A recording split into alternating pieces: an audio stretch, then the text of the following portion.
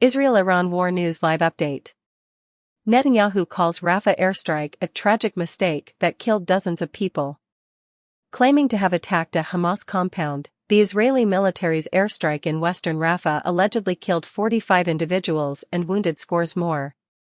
At the same time, Oxfam has described the situation in Gaza as beyond catastrophic. Security Council of the United Nations convenes to discuss assault on Rafah. In light of the current situation in Rafah, Algeria has asked the UN Security Council to convene an emergency meeting. The Israeli military attacked a city tent camp overnight, killing 45 civilians. Tomorrow at 8 o'clock in the evening UK time should see the meeting. We can put resolutions on hold for later voting, but at this time we cannot vote on them. Egyptian security sources provide additional details regarding the shooting incident at the Rafah crossing. According to what we have been reporting, a gunshot at the Rafah border crossing between Egypt and Gaza has killed a member of Egypt's security services. According to two Egyptian security sources, the soldier reported seeing an armored vehicle carrying Israeli troops break a boundary line near the border while stationed on a lookout. The Egyptian soldier opened fire after seeing Israeli soldiers pursue and kill multiple Palestinians. In response, the Israeli Defense Forces opened fire, killing him and setting up a firefight. The forces withdrew after suffering casualties, including one Egyptian and multiple Israeli soldiers, according to the sources. Canada has committed to providing temporary visas to 5,000 Gaza residents. If the 5,000 Gazans with Canadian relatives are able to leave the Palestinian enclave in the future, they will be granted temporary visas.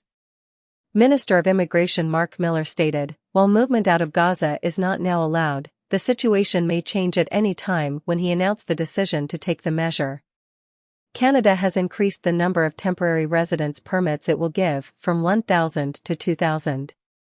According to Mr. Miller, it has been informing local authorities of the identities of Gaza residents who have passed the preliminary screening in order to facilitate their evacuation. Deadly airstrike claims Palestinian lives. The photos emerging from Gaza are proof to how Rafah has turned into hell on earth, according to a senior UN official. After last night's Israeli bombing on Rafah, UN Relief and Works Agency for Palestine Refugees in the Near East, Commissioner General Philippe Lazzarini criticized the assault. Not long after the strike, he added, a fire broke out, supposedly killing several individuals. According to CNN, some UNRWA employees in Rafah have gone missing. Concerned with the lack of implementation of the recent order of the International Court of Justice regarding Rafah, Mr. Lazzarini expressed his disappointment with the Israeli government's response to the ICJ's demand that Israel immediately halt its military offensive in the city. Burned remnants of a tent camp belonging to the Rafah.